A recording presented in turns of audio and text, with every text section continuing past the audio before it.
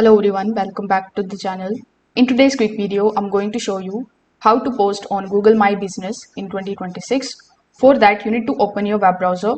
Over here in the search bar, you need to simply search for Google My Business. After doing so, you will be shown your profile that you may have created.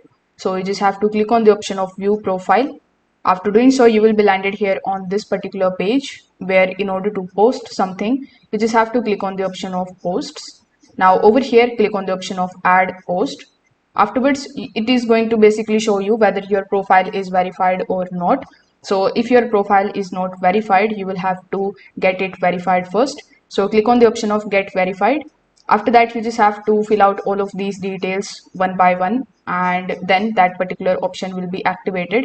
So when the option is activated, you will be able to basically add the photos and you will be able to add the reviews. Then you can also update them, promote them. So a bunch of different options will be opened in front of you. So the post option is right away given over here. You just have to click on that and start uploading.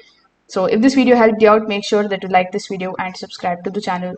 Thanks for watching.